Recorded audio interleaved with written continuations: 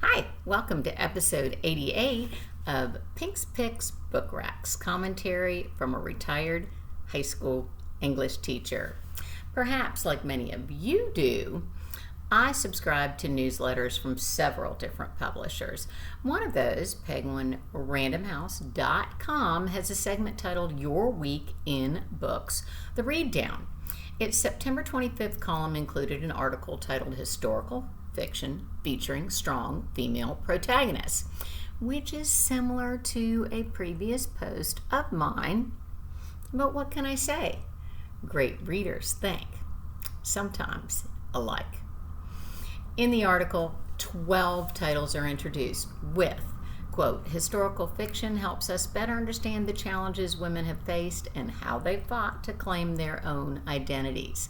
These novels offer not only great escapes, but also complex and compelling protagonists. Today's title, Take My Hand, is on that list. It begins in Memphis in 2016, but is set retrospectively in Alabama in 1973. Take is the first-person account of the onomastically-named Civil Townsend, a nurse, and her affection for two of her patients at the Montgomery Family Planning Clinic.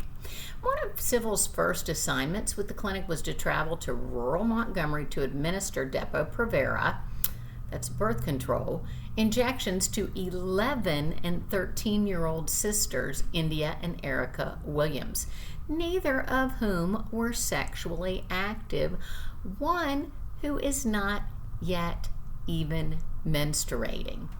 Exacerbating Civil's concern, the girls lived in squalor without running water or electricity in a completely filthy shack with their father and grandmother, who are both illiterate.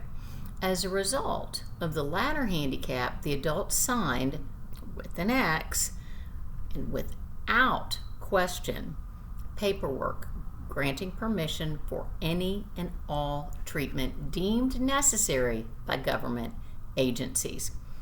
Both within and outside of this construct, the author delves into discussions of civil rights, Roe v. Wade, eugenics, poverty, education, mental illness, and impairment, as well as the Tuskegee study that lasted for decades and left black men untreated for syphilis. I agree with the PenguinRandomHouse.com article that Take helps the audience better understand the challenges women and people of color in certain eras have faced.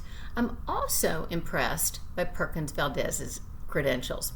She's a professor at American University with her undergraduate degree from Harvard and her PhD from George Washington University. In her author's notes, she includes interesting information and facts, especially those regarding reproductive justice. She hopes that this novel will provoke discussion, influence hearts, and impact lives. With me, at least, she achieved that goal with the caveat that I have a few concerns myself regarding character development, context, and style.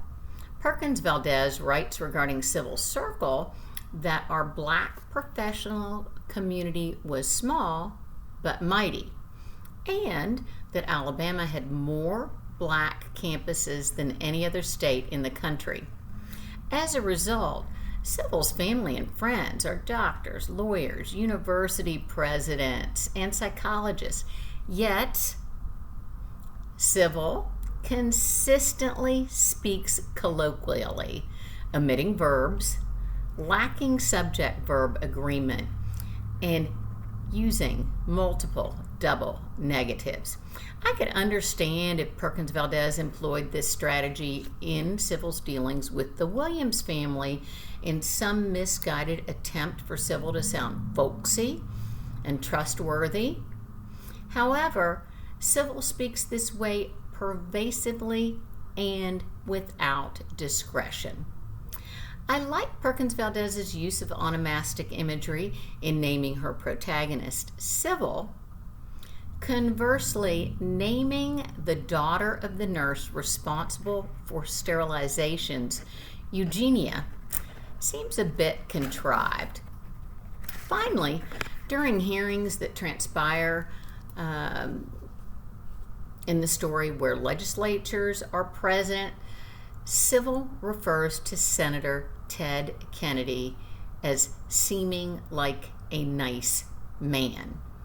Governance, legislation, policy aside, this is in 1973, far too soon following Chappaquiddick for that personal estimation. Polite, maybe? Nice? I'm not buying it. Despite my minor objections, even A papers have flaws. Take has beautifully written, insightful sentences and reveals a critical period in history. As I and others have said, if we don't learn from the past, we are in danger of repeating it. Therefore, I give Take My Hand an A-. Until next time, stay safe, make good choices, and do your homework. Bye-bye.